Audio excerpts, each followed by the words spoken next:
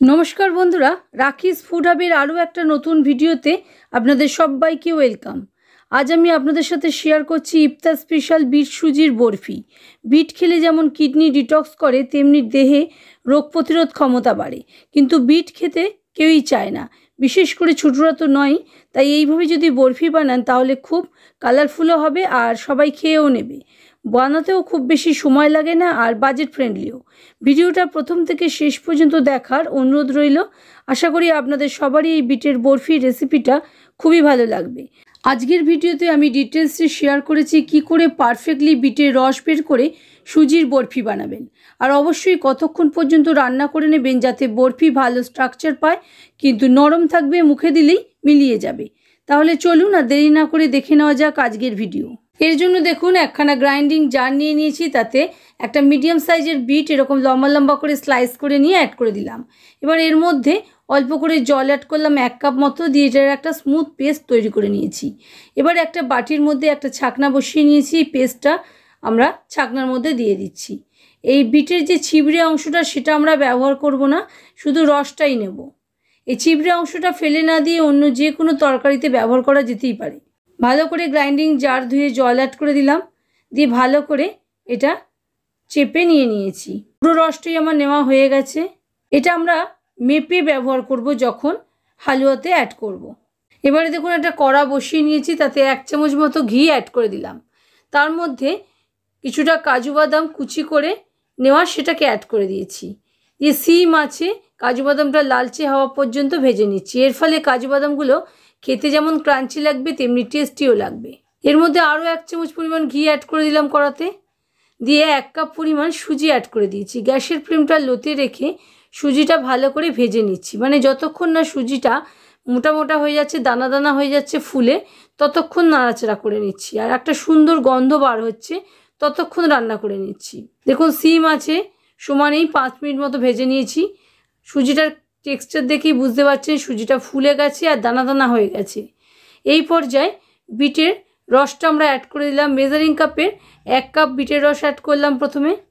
সুজি যেহেতু আমরা 1 কাপ নিয়েছি সেই জন্য জল আর বিটের রস মিলিয়ে 3 কাপ আমাদের জল দিতে হবে। দ্বিতীয় কাপ আমি জল অ্যাড করলাম, ভালো করে মিশিয়ে নিচ্ছি, কারণ সুজিতে জল দেওয়া মাত্রই সুজি ফুলে ওঠে, মিশিয়ে না দিলে লাম্প থেকে যেতে পারে। তারপরে আরও 1 কাপ জল অ্যাড করে দিলাম, মোট 3 কাপ জল দিলাম, তার মধ্যে 1 কাপ বিটের রস। আপনারা জলটা আগে থাকতে ভালো করে মেপে রেখে দিলে একভাবে ঢালতে থাকবেন জল আর সমানে স্প্যাচুলা দিয়ে মেশাতে থাকবেন, তাহলে কোনো লাম্প থাকবে না। সবটা ভালো করে নেড়েচেড়ে মিশিয়ে নিয়েছি। 1 পিঞ্চ মতো নুন অ্যাড করে দিলাম। যে কোনো মিষ্টি রান্নাতে একটু নুন দিলে মিষ্টতাটা ব্যালেন্স হয়। ভালো করে চেপে চেপে এরকম দেখে নিচ্ছি যাতে কোনো লাম্প না থাকে। এবারে খুব অল্প 1/4 চামচ মতো ছোটো এলাচের গুঁড়ো অ্যাড করে দিয়েছি, দিয়ে ভালো করে সবটা মিশিয়ে নিচ্ছি। গ্যাসের ফ্লেমটা অবশ্যই লোতে রাখতে হবে, লো ফ্লেমেই সমানে নাড়াচাড়া করে নিতে হবে। সুজিটা পুরোপুরি সেদ্ধ হওয়া পর্যন্ত আমাদের এই কাজটা করতে হবে। আর দেখুন সুজিটা সেদ্ধও হয়ে যাবে, জলটাও মরে যাবে। সুজি আমার জল মরে গেছে আর সুজিটা ফুলেও গেছে। এবারে 3/4 কাপ মতো চিনি অ্যাড করে দিচ্ছি। আপনারা যদি মিষ্টি বেশি খেতে পছন্দ করেন সেক্ষেত্রে 1 কাপ মতো চিনি নিতে পারেন, মানে সুজি আর চিনির পরিমাণ সমান নিতে পারেন। এবারে ভালো করে মিশিয়ে নিচ্ছি। এই রান্নাটা পুরোপুরি সিম আঁচে করতে হবে। আর দেখুন চিনি দেওয়ার ফলে চিনিটা যেই মেল্ট হতে লেগেছে অমনি মিশ্রণটা পাতলা হয়ে গেছে।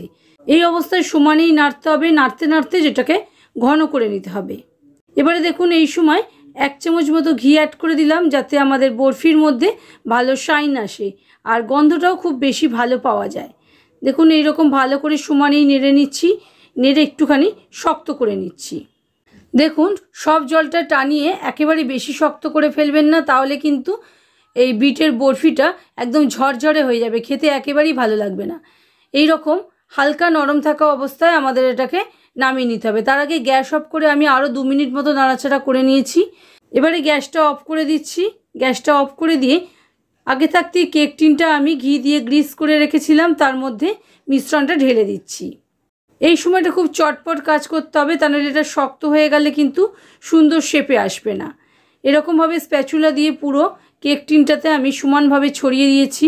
এবারে চামচের পেছন দিয়ে ভালো করে একটুখানি স্মুথও করে দিচ্ছি ওপরটা। এখন এরকমভাবে চেপে চেপে সমান করে নিতে হবে। আমরা যে আগে থাকতে কাজুটা ঘিয়ে ভেজে রেখেছিলাম সেই কাজুটা এবারে ওপর থেকে ছড়িয়ে দেবো।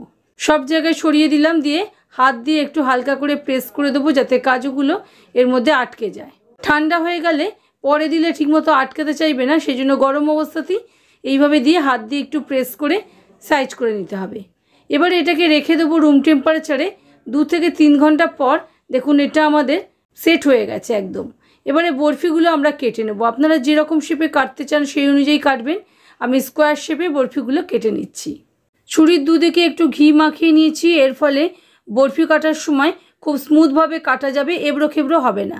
আমার চ্যানেলে সুজির আরও অনেক রেসিপি আছে, নোনতা মিষ্টি সব রকমের রেসিপি শেয়ার করে রেখেছি। আমি ডেসক্রিপশন বক্সে লিঙ্ক অ্যাড করে দেবো, আপনারা ইচ্ছে হলে দেখতে পারেন। তাহলে দেখতেই পেলেন বন্ধুরা কত সহজে তৈরি হয়ে গেল বিট সুজির বরফি। আশা করি বন্ধুরা আমার আজকের রেসিপি আপনাদের ভালো লেগেছে। যদি ভালো লাগে প্লিজ লাইক শেয়ার কমেন্ট করতে ভুলবেন না, এবং আপনজন ও প্রিয়জনদের সঙ্গে ভিডিওটা প্রচুর শেয়ার করবেন। আর চ্যানেলে যদি নতুন বন্ধু হয়ে থাকেন তাহলে চ্যানেলটা অবশ্যই সাবস্ক্রাইব করে নিতে ভুলবেন না। ভিডিওটা আপনারা যদি ফেসবুক পেজ থেকে দেখে থাকেন তাহলে পেজটাকে ফলো করে নেওয়ার অনুরোধ রইল। ভালো থাকবেন, সুস্থ থাকবেন।